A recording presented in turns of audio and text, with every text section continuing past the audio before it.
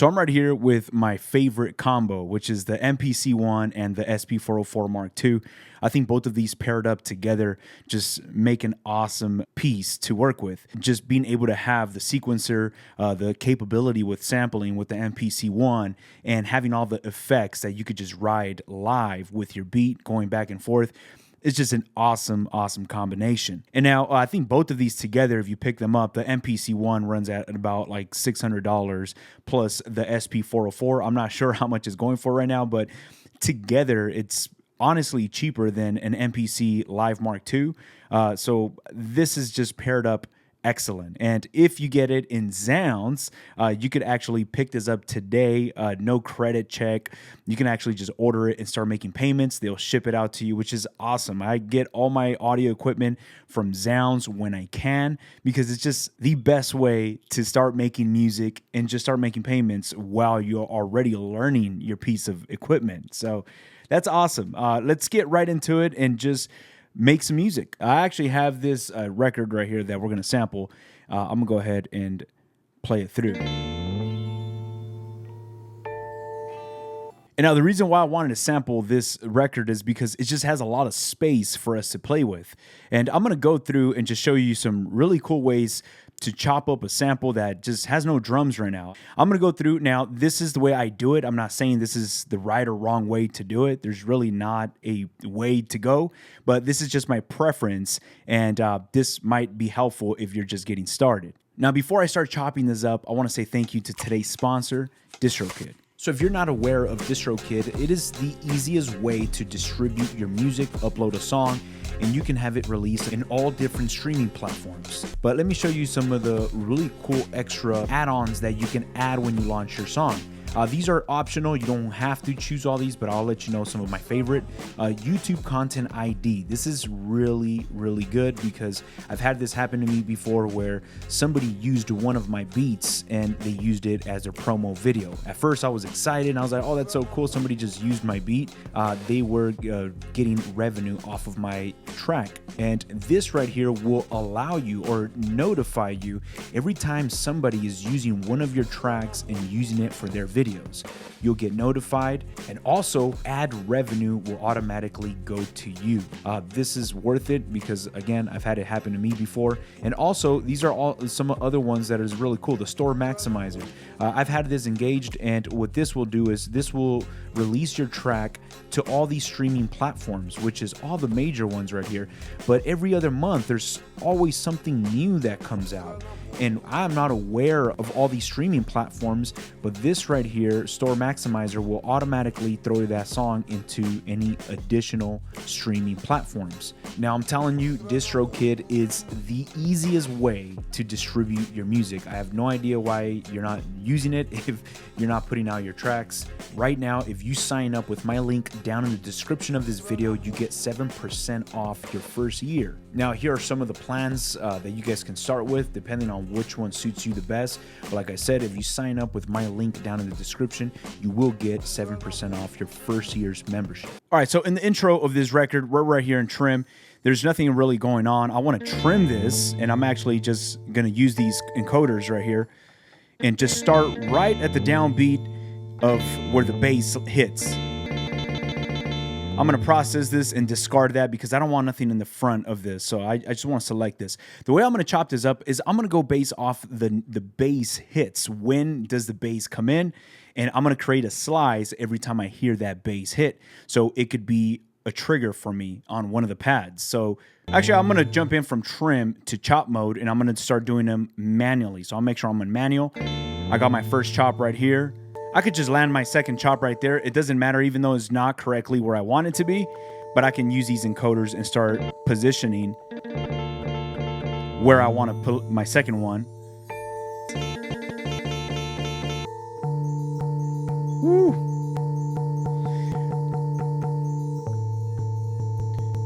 Yeah, and once the drums come in, it's a lot easier to start making your slices because you could follow along the drums. But in this case, I wanted to use these notes that have no drums in the background. Woo! Oh my goodness. Okay, yeah, I'm gonna go ahead and convert this into its own program. Once I convert this into its own program, do not be afraid if your chops are not right on the downbeat or if there's some clicks and pops. We can get rid of those later. But right now, I want to get this going. Now, with my SP404, I mean, I'm not showing no love to it right now. I'm monitoring through the 404.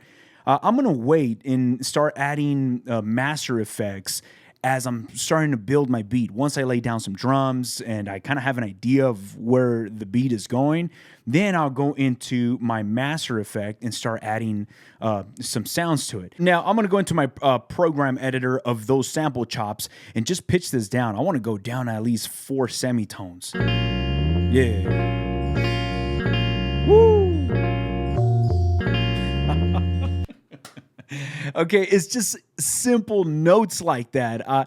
I'm trying to contain myself, but just simple notes. There's not a lot going on, but I'm already feeling really good about this. I'm going to go to track 2, and in track 2, I'm going to create a new blank program, and I'm going to load up some of my one-shot samples. And right here, I'm going to go to Sample Pack Volume 3, and I'm so fast right now, I want to just load up some kicks right here.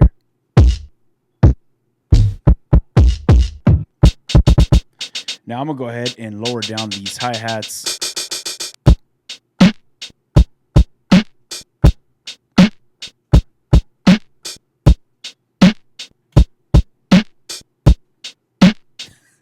A bit basic, but I'm gonna go back and jump into my sample. I got a feeling it's just gonna come together really nice. Woo.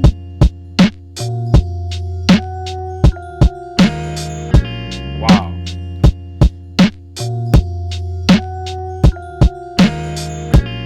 Yes. Yeah. All right, so smooth. There's a lot of space in between that I could get creative with. I feel like the tempo, where am I did not even check the tempo. It's at 80 beats per minute.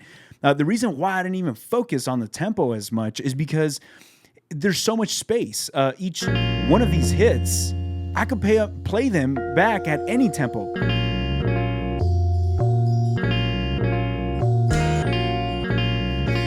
You know, I could go fast, I can go slow, because again, they're long notes that are just ringing out. So if you listen to a sample and it has an intro or a middle section or the outro and there's a few long notes, you could sample those, put them into each pad and just let those ring out and play your own melodies. So I mean, right now that we have, oh my goodness, yeah, that sounds nice. Now I'll jump into the SP404 and turn on some of my presets.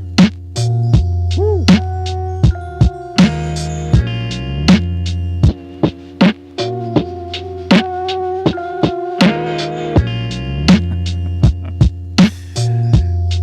Go to track mute. Yeah.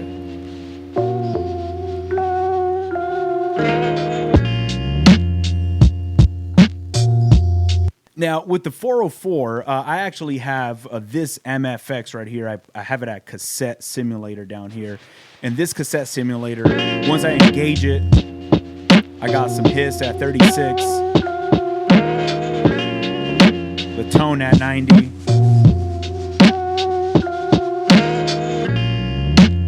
Yeah. So this is why this combo just works. Now I could perform my beat with the 404 as I'm jumping back and forth. Right now, my idea was just that sample, and I just threw in some very basic drums that I felt like they were pretty boring. I could enhance those drums, but just having the drums, the sample, and now adding a bit of effects to this audio, I'm able to get a vision on where I want to go to next. Look, these are just 2 elements. And with these 2 elements, drums and sample, could sound pretty good. I can play with this. If you guys notice right now, I'm in my track mutes, and I'm able to just play with this. Give it a quick intro. And I'm already performing something that I can print into Ableton and use it.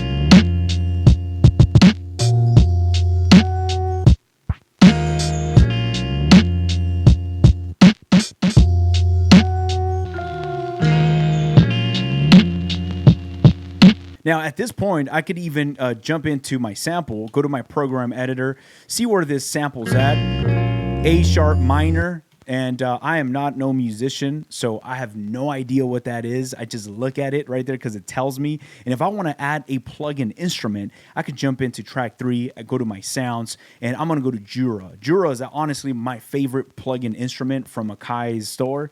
I think they just have some awesome sounds. I'll leave a link down in the description of this video. It'll take you straight to Jura if you guys want to check it out some more. But right here, I'm going to make this into, it was A minor. It's off. So I've said this before. The MPC will detect the key, but it's not always right. We also have to have some, I guess, common sense with sound. And just because it says is an A minor doesn't mean that is an A minor. It could be, let's try B. Yeah, that's a lot better. Okay, that's a lot better. Now we're in B, and it was saying it's an A, so you just have to listen and make sure it just feels right to you. If it doesn't sound right, you might want to go back to the sample, crank it up a few semitones, just mess with it until it's calibrated and it just feels right to you.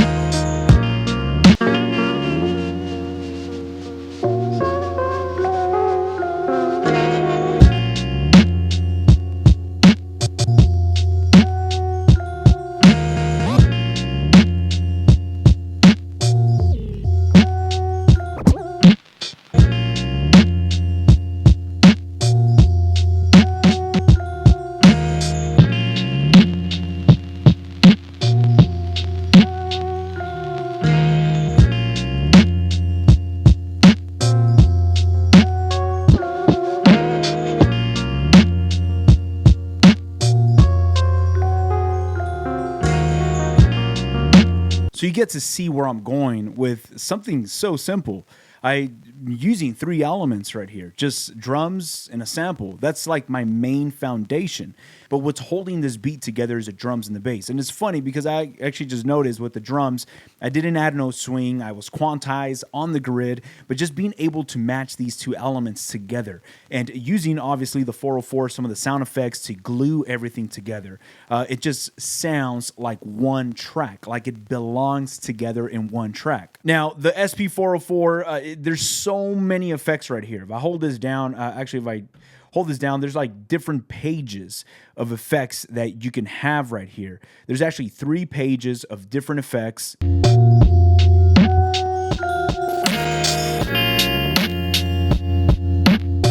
Oh man, I've not even messed with this yet. Bang through different pages.